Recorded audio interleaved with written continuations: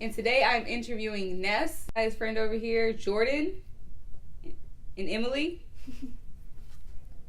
So I'm going to be asking them a couple questions. Let's get into it. First off, Ness, tell us what you do. What I do? I'm an artist of life, I would say. Because I don't stay in one particular lane of working. Really, I'm a keyboardist for two different groups. I also work in video and photography. So those are any other things that you can do that involves being a creative individual.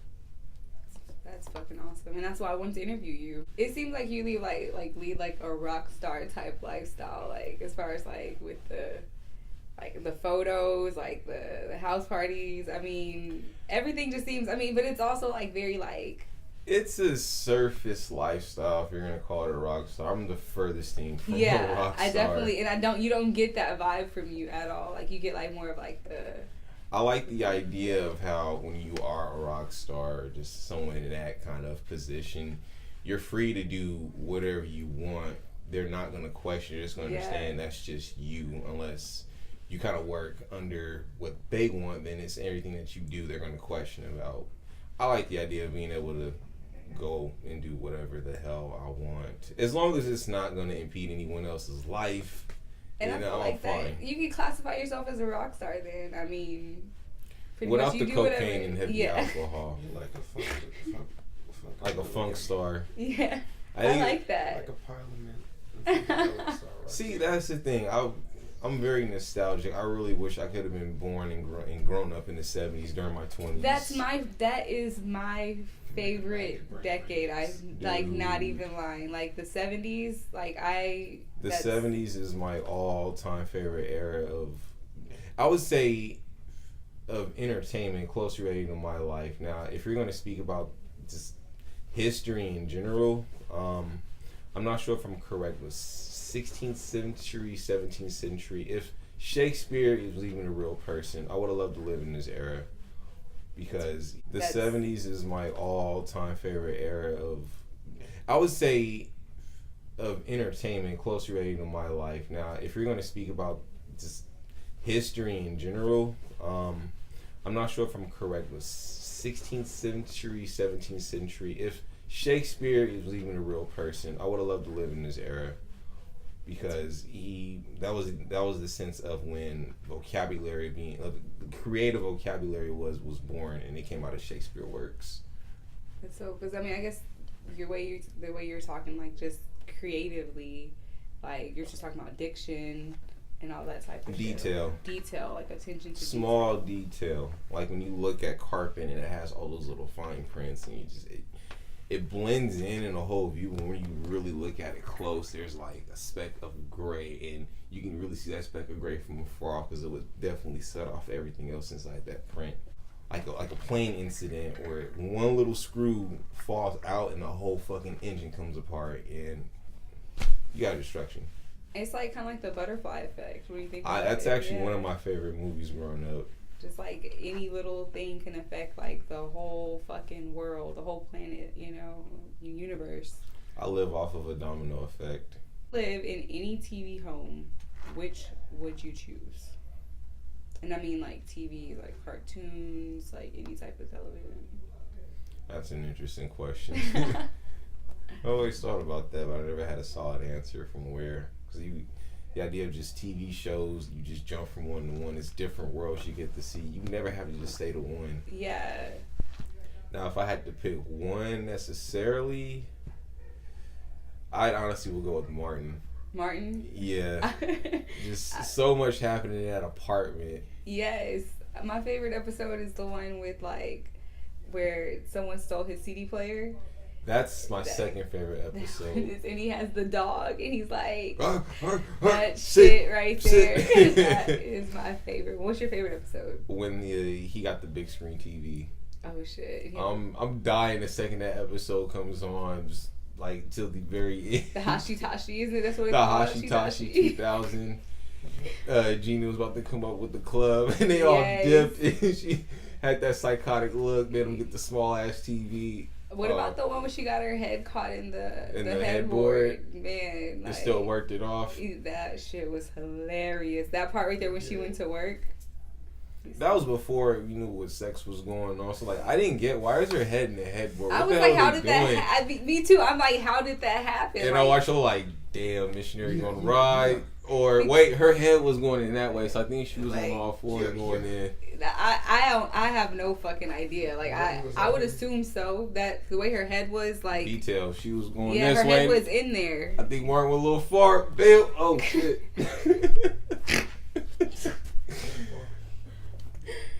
I gotta tell my dad about that. He's gonna die. That shit is hilarious. The fact when you just like when you get older and you analyze this shit, like he you said watch. The safety word was pineapple. Yeah, they use. Why is it always fruit that is a safety word? I don't know. It's never like Golden Gate Bridge. Or just say a lyric, a rhyme, and I'm like, that's click. Oh shit, no. Like pineapple, it's always fucking fruit. Not just food, it's fruit. I've never had a safety word, so I really wouldn't. Some of us heard that delved into the S&M culture. I don't have a safety word. I have a friend that has a safety word. What is his safety word? Her safety word. Oh, her safety word is purple. Purple. That's pretty dope. Like, who would yell out purple in the middle? Like, I'm like, okay. Middle of the moment. Yeah. Purple. Well, you think about, Lavender. What do you call that? When you're bound too tight. Yeah. Your skin starts turning purple. So that's what it was. Oh shit. So that makes sense. It was kind of cool to hear that from someone that was actually in the S&M culture versus someone that jokes about that shit. And like, no, they take it very seriously. I think it's pretty, like, I don't know, I feel like it's interesting. It's maybe not something that, like, I never say never. Like, I would never, like, I'd never say never. But hey, 30 years, you might find something that you like. Might, it's everybody. Exactly. And that's why I feel like, it's interesting to hear people's point of view in that lifestyle without, like, judgment or, like, I try to listen to people and where they're coming from before I make a judgment call, because you never know where their story's leading them up to. Yeah. So now, so what prompted you to take up your art? I know you've been like.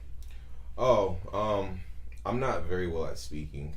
Like, I grew up not wanting to talk to people, not wanting to be around people, but you find a way to kind of get your frustrations, your enjoyments out without, what I'm saying, having to while anybody's attention. But with art, it's a way they have the choice to grab their attention to what you're doing or not. So it's not you're force feeding someone to look at this or listen to that. But you're good. But they have a choice, and for them to listen to me, I can try to tell them, but I suck at speaking, or I can do this, and they get it from the emotions. If they can feel the same way I'm feeling, or in a relative tone, then I've hit a point.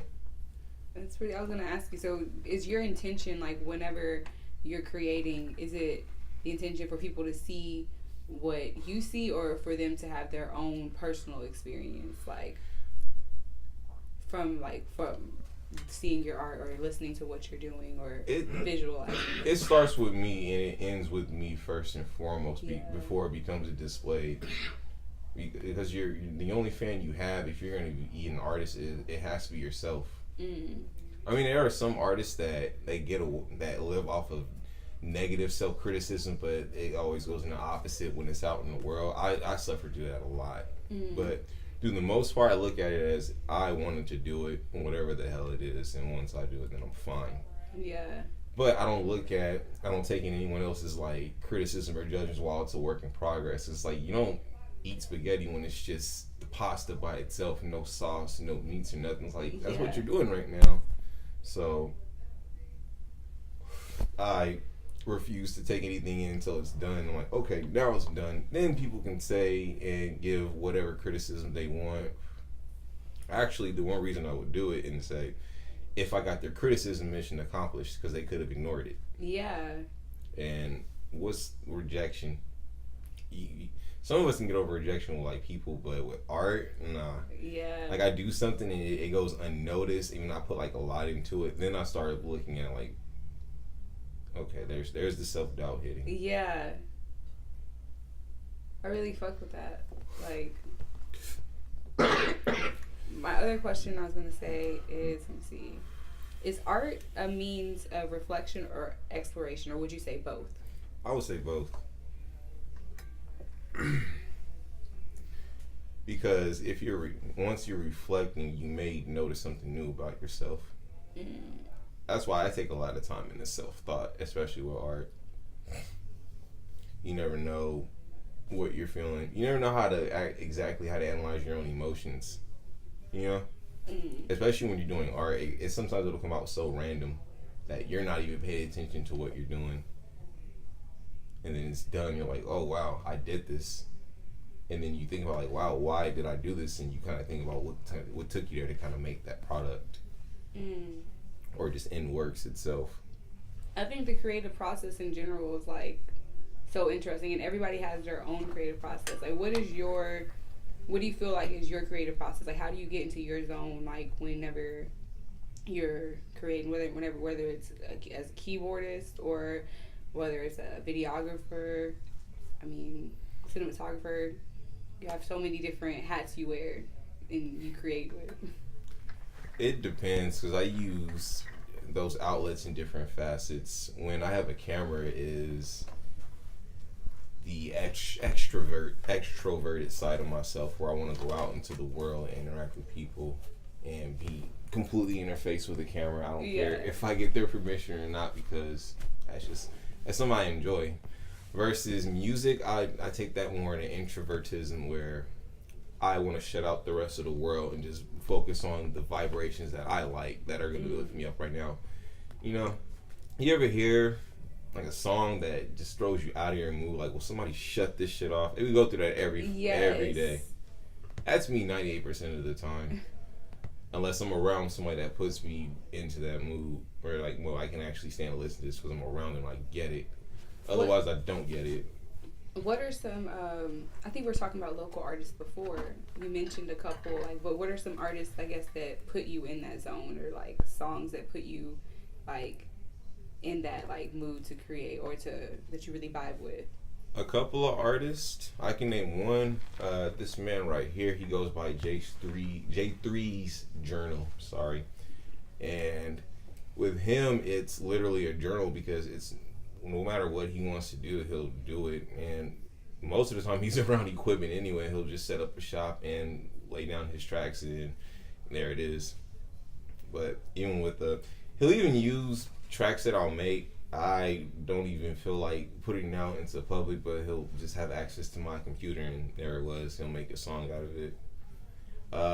Another person would be my bandmate. His name is Adam Millard. He's an older soul. This guy is pushing 23. I met him when he was 20. And he was obsessed with artists and musicians from the 50s and 60s. Like, I knew nobody that had a catalog of music that went that extensive, and I thought I was the furthest with like my 70s roots. Yeah. But no, he was like obsessed. He wanted to be the next Chuck Berry. Like, that was just like Michael Jackson was Chuck Berry. That's all he would care about with music. And then there was like early Elvis, which before he started stealing songs, which he sounded pretty good for his like 50 swings. Yeah. The Everly Brothers. He got me heavy into Bob Dylan and the Beatles, like very heavy. Like, I love Bob Dylan because of him. But with him, his work ethic, because he's been making music since he was very young. He's been playing the guitar his whole life, and that's like the opposite of me. I fucking hate the guitar. I mean, not hearing it, but playing it, I can't stand it myself. So it's something I would never touch unless I have to. But with him, he made it seem so easy, just from like the way he would record himself and play it live. And he, once I hung around him some more, I saw his recording process, how he makes all his music, and it's everything that I wanted to do, but then some, because it's live instruments. Even so much, he just made this sound where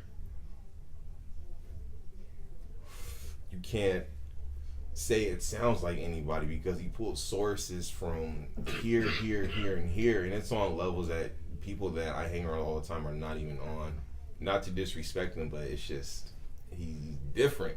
Yeah. People that are in their own lanes, that you can't say they sound like them, or they look like or act like. It's just them in their own world. That's the reach of creativity, of being an artist. Wow. Was that the question? You know, I don't even give a fuck. I feel like that shit was really dope. So, I mean, I can go on all day about the musicians I met in my time in Denton, like all day.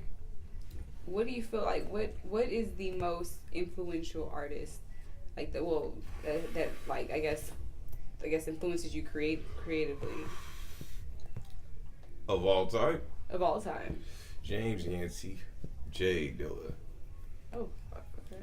Dude, I can pull up my phone. I have numerous beat tapes that were never put out by him that I study. I've been studying him for years.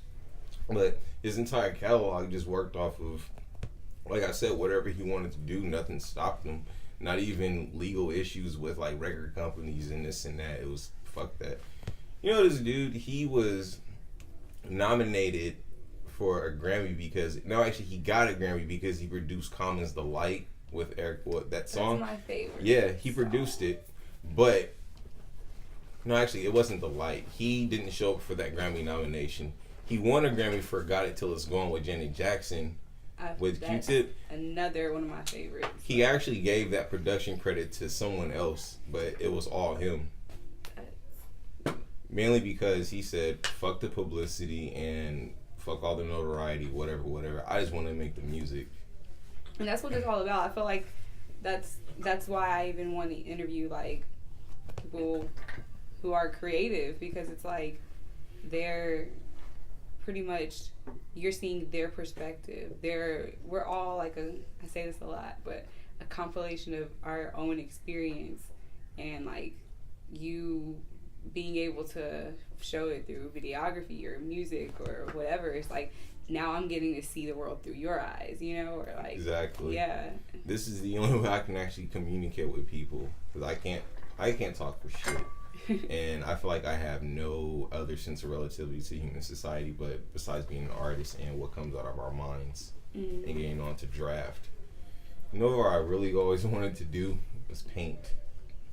I've even started exploring that. That's even dope. Like I interviewed painter Leanne with Queen Vibrations, and after that we went and we painted, and I was like, she was just like, you can do this, and like I'm like, when on that interview you're gonna see the picture how it came out. It was really dope. Like, and now I even want to like paint, so I feel you on that one. That was actually the outlet I chose, but even before keyboards, I can't remember, there was something that got me into wanting to get into music, and it was like program music. Mm-hmm. It was a computer program that we used to use back in the 3rd grade. What was it? Oh, man. Ooh, if I can remember the name of it. But there was one little mini game that you can do where it was a band, and all you would do is just set up these little points, and each time the point would hit, they'd hit the instrument, and we would just make little patterns out of it. It would just hit in the sync. I was like, dude, this is awesome. Like, the patterns. That fucking patterns. So cool. I didn't have that at my school. I'm like, I feel like I was missing out. But so actually, tell me 3 things you remember about kindergarten.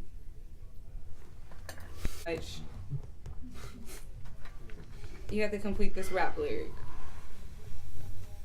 I had a dream I could buy my way to heaven. When I awoke, I spent that on a necklace. I told God, I'll be back in a second. Man, it's so hard not to act reckless. The whole much is giving much is tested. Get arrested, yes, until he get the message. I feel the pressure under more scrutiny. And what I do, act more stupidly. Bought more jewelry, more Louis V. My mama couldn't get through to me. The drama, people suing me. I'm on TV talking like it's just you and me. I'm just saying how I feel, man. I ain't one of the Cosby's, I ain't go to Hill, man. I guess the money should change them. I guess I should have forgot where I came from. Can I rap that whole song? Yeah, you could if you wanted to. I mean, Let up the suicide doors. This is my life, homie. You decide yours. I know that Jesus died for us, but I couldn't tell you who decide war, so I parallel double park that motherfucker sideways. Old folks talking about back in my day, but homie, This is my day. Class started 2 hours ago. Oh, am I late? Nah, I already graduated, and you can live through anything if magic made it. Hey. They say I talk with so much emphasis. Ooh, they so sensitive. Don't ever fix your lips like collagen and say something where you gonna end up apologizing. Let me know if this a problem then. Alright? Holla then. Hey. Hey. I will have to admit, when I was growing up, Kanye West was definitely there. Like, Yeah. Up to a certain point where I grew up and like, now it's just Kanye, and then he just caught me on with spots of songs. But man, I remember the first 3 albums, 3 to 4 he came out with, they were like, you had to have them. Yeah, like He was just that artist where you couldn't relate to him necessarily, but the way he would rhyme and what he spoke about, you can understand where he's coming from. yeah, it was so And poetic. you kind of hate that. You have to relate to him, but you still can relate to him. Yeah. But I feel like though, like like with all the like, he's so real on a level that you can relate to him. Like, especially in that song, you can't tell me nothing. Who hasn't been like in your head? You have like, to realize you I are the wasn't shit. together. Yeah. And that's when you have to emphasize it, but you got to give a reason as to why you are the shit. Mm-hmm. Everybody's different. Yeah. So that's what, I like about being an individual. You have to be yourself. And when you can exploit that out in your own way, they can't relate to anybody, and you're in your own pedestal, man. That's what I feel like I've grown into that, and I always forget to stop and look at it because I'm always wanting to just go and do something else. And for it, like, it's cool to get the recognition here, but fuck all that. I want to actually make a point, Yeah. I don't know where a lot of that comes from, but maybe it's just me being me. I feel the same way though. You have to, man. We can't be sheep. They get slaughtered. Exactly. He said, well, that's Rational Anthem. She just interviewed me. I'm Ness, and this is J3's Journal. Had a chance to talk with him as well, not as much as we were hoping, but hey, what can you do? Time moves in one motion. And we are signing out. The hotel's still clean, I hope. Yeah. So it's like, you gotta talk yourself back into. I got time. I got time. I mean,